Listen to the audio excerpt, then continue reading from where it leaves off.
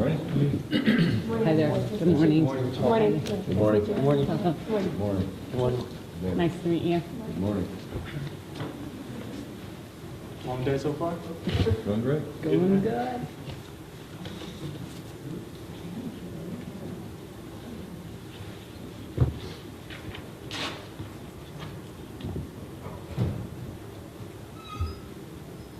Okay. All right, good morning, everyone. Team Lima, we will have 20 minutes to present your solution to the judges. You will be given a warning when 5, 2, and 1 minutes remain. You can see them right here in the sign. After the 20-minute presentation, it will be stopped, the time will be stopped immediately. No information will be considered after 20 minutes have lapsed. Following your presentation, there will be 10 minutes for question and answer. You will be given a warning when 2 and 1 minutes remain. The question and answer will be stopped after 10 minutes. No information will be considered after 10 minutes have lapsed. Do you understand? Go ahead. Me up with you. Yes. Yes. Okay. Good morning. I'd like to thank you for the opportunity to present, and it is my pleasure to introduce myself and my teammates. Taylor DeBach, Haley Block, I'm Amin El Durant, and this is Pavel Bosovic. Over the last 20 or so hours, we've been working on the addressing of,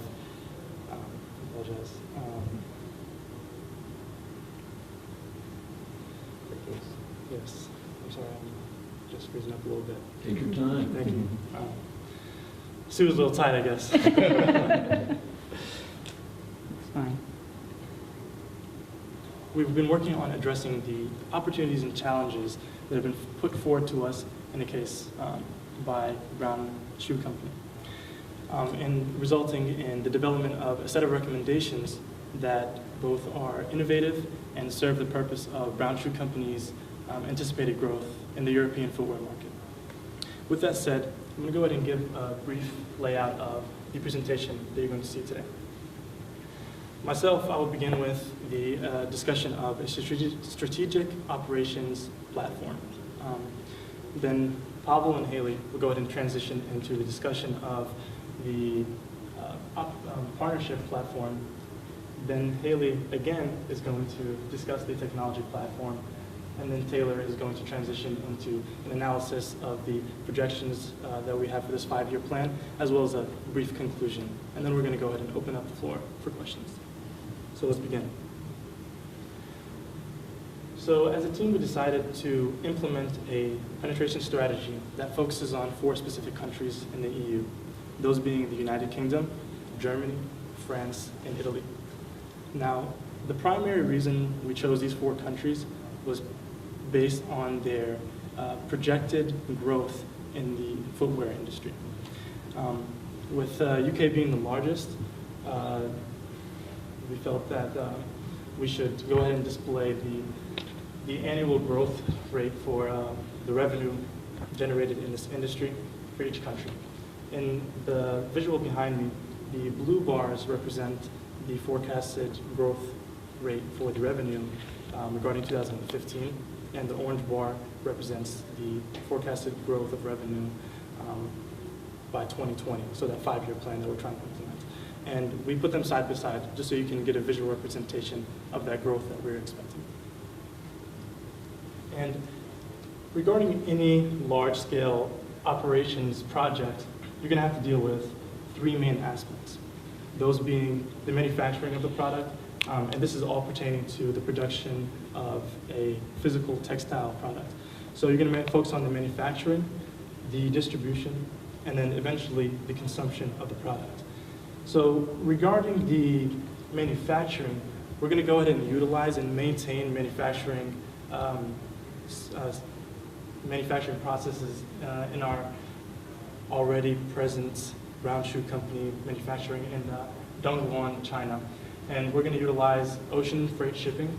Go ahead and travel up the Suez Canal. I know it's easier said than done, but we're going to do that. Go ahead to go through the Suez Canal and end up at Dunkirk, France. And I'm going to discuss that reasoning, why we chose Dunkirk, in a later slide.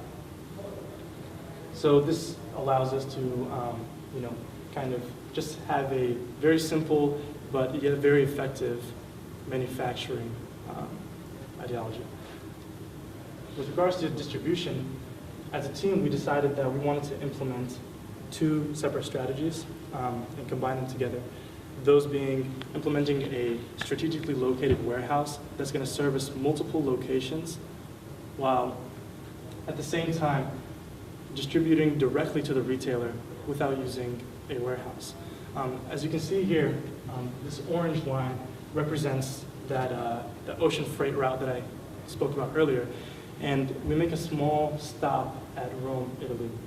And that's for that reason that I said earlier, simply because the warehouse, which is located at Dunkirk, it would be very expensive. There would be very expensive transportation costs incurred if we wanted to distribute, via land transportation all the way to Rome. So we just wanted to implement that on the side.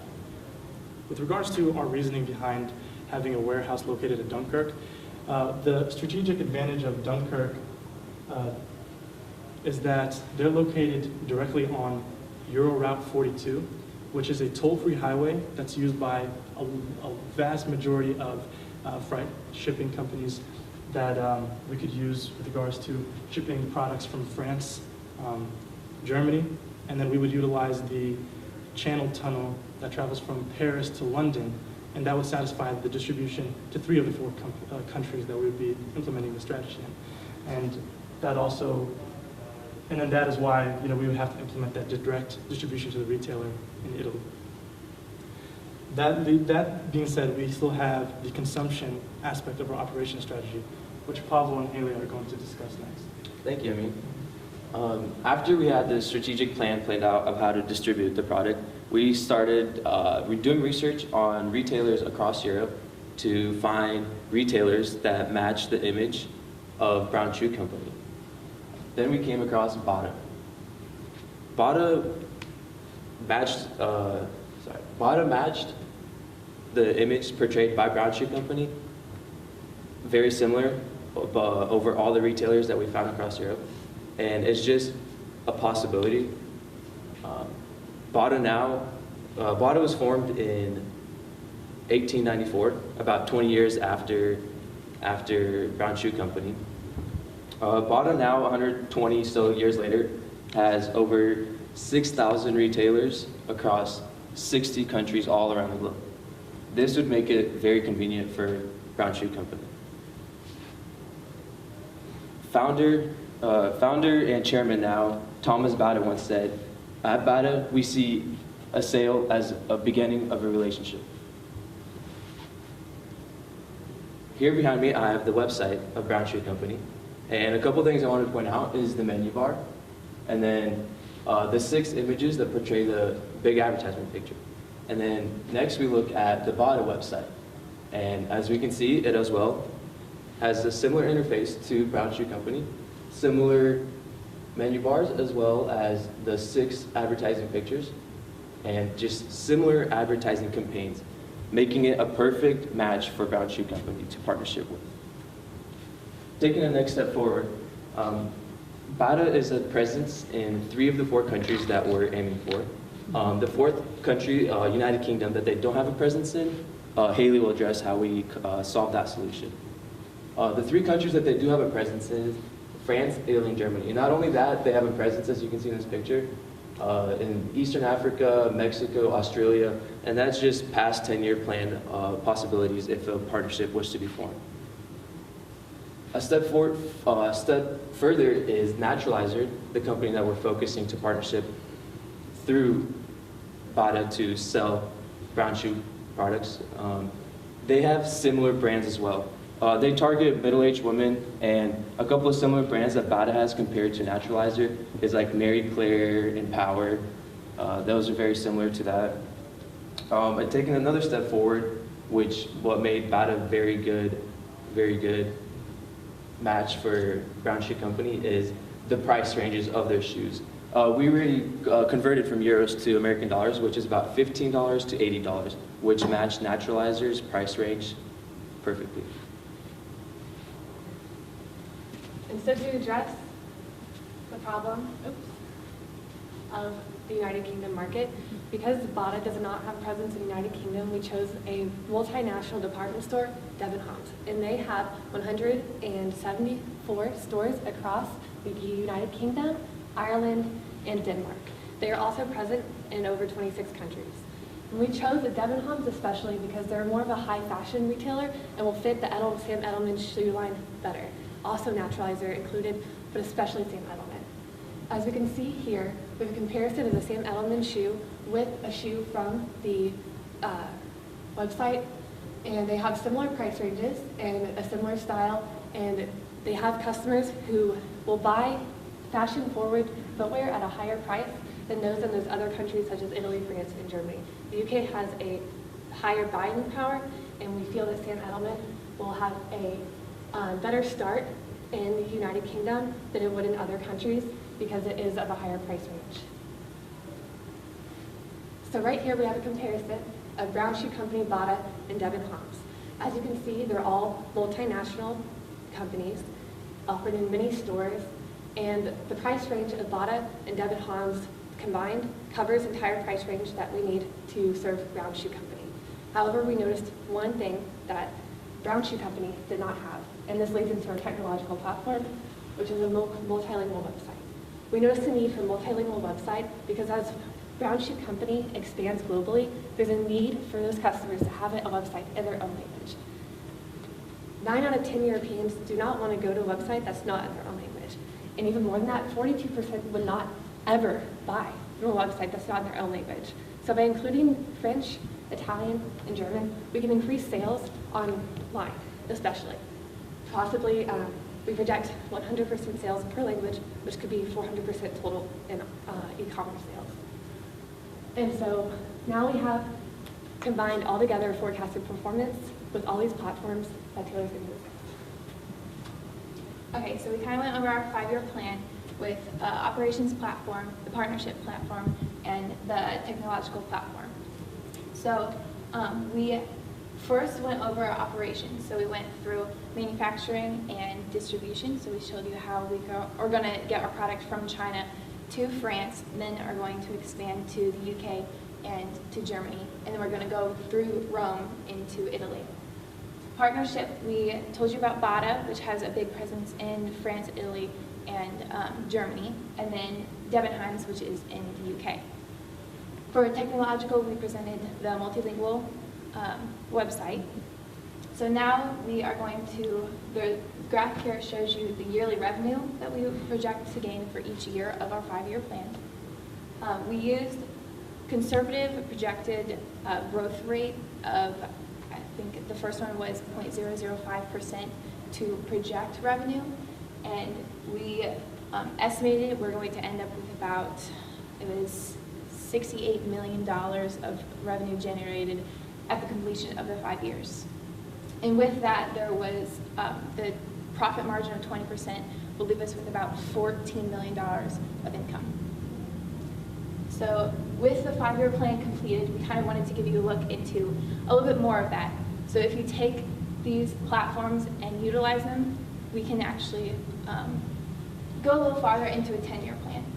So we do want to mention an opportunity of the World Cup coming up in 2018, which Brown Shoe Company, with the help of Bata and Debenhams, can utilize for advertising. They can utilize for sponsoring in any way they see fit. Looking a little more into the 10-year projections, we talked about the 2 partnerships, and if you didn't notice, the Debenhams and Bata don't have a presence in the US. So if we, to further that, the strength of our partnership, we can actually take their products, bring them to the US, retail them here, and that will, as I said, strengthen the partnership we have with them, as well as increase revenues from the products that we can sell here. Furthermore, I think into the 10 years, we can focus more on specific target market advertising, just based on individual cultural identities. I think at the beginning, 5 years, when we're really trying to penetrate the EU, we can have Bata and Debenhams really help us out with that. And once we get a little farther into it, we can focus on specific advertising for target markets. So now we're going to open the floor up for questions. I've got a question. You've done a very good job of describing how you would get product into Europe, and I think one of the slides that was related to 42% of the people who don't want to go to a foreign website. I think something on that order. That information, coupled with my knowledge of Europe, says, why wouldn't you change your manufacturing operations to maybe some Eastern European countries where there's low-cost labor, and you have the potential for the brand to be accepted because it is European rather than Chinese. So tell me why you would maintain China. We're maintaining China right now just because I think it will really help with penetrating the EU.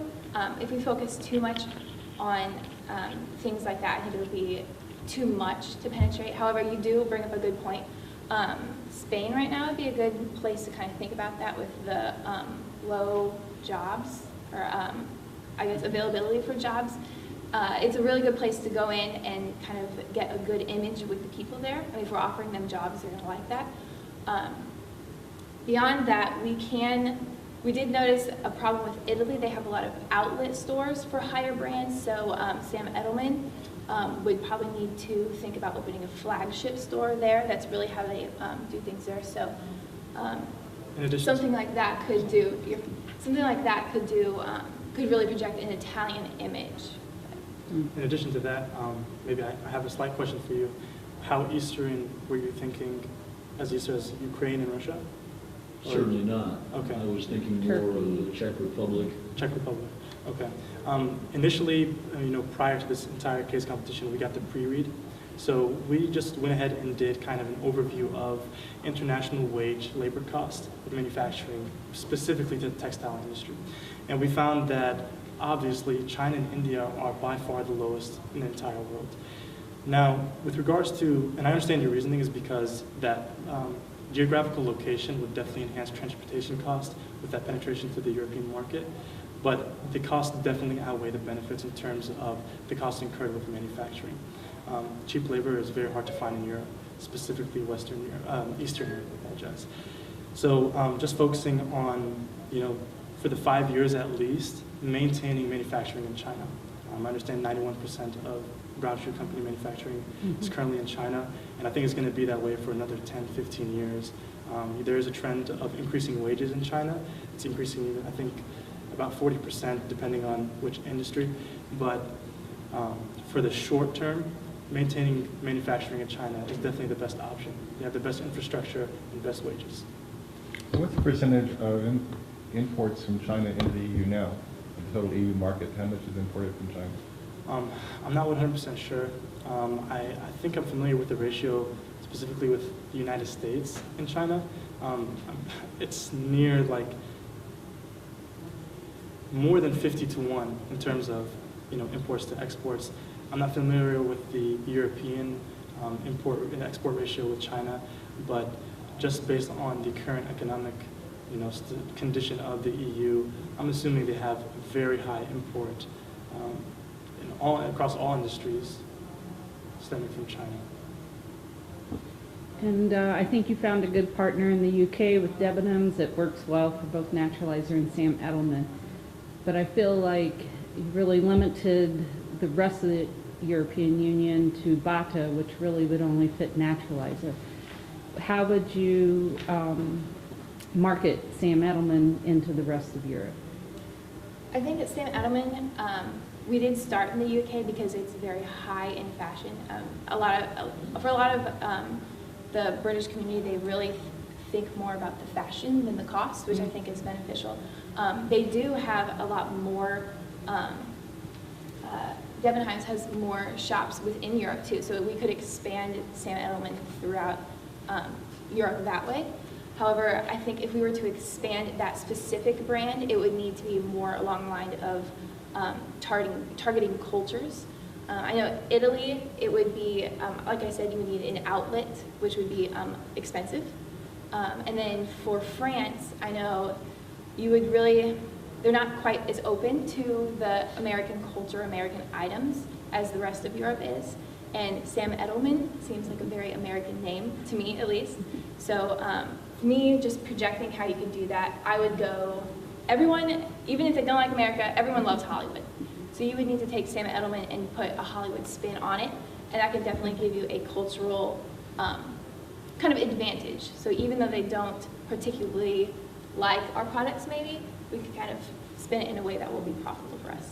And sorry to cut you off, Okay. we definitely considered that when we were doing this. We had a slide, but I guess for some reason the link is not working.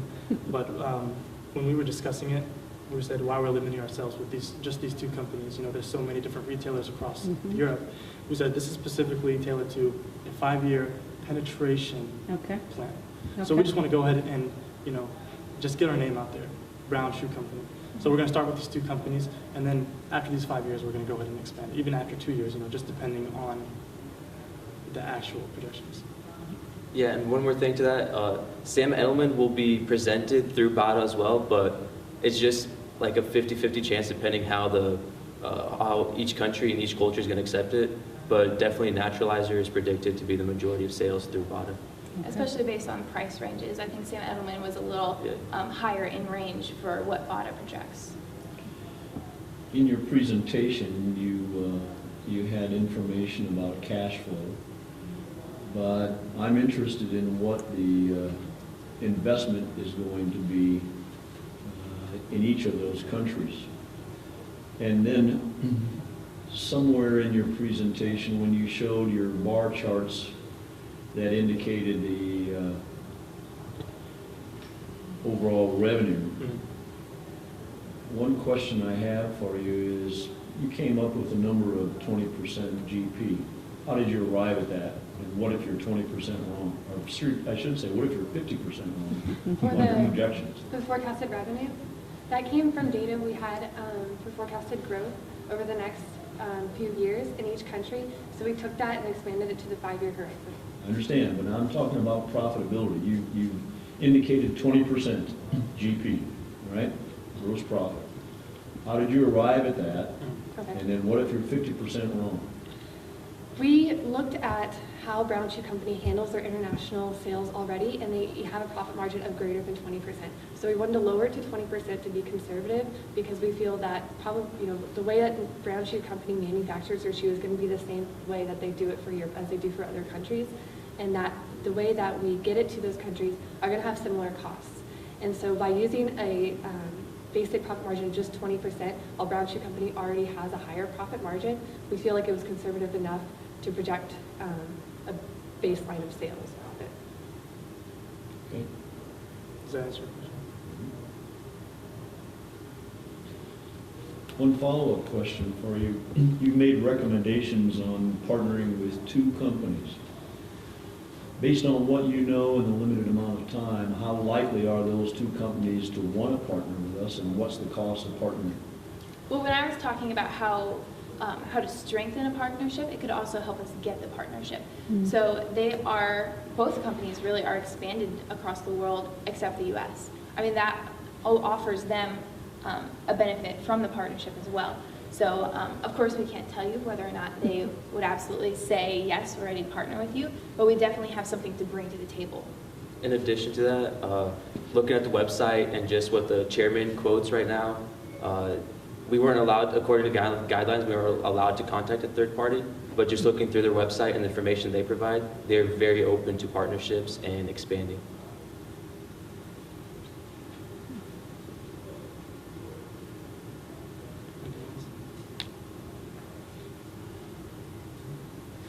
Thank you very much. Thank you. Thank you.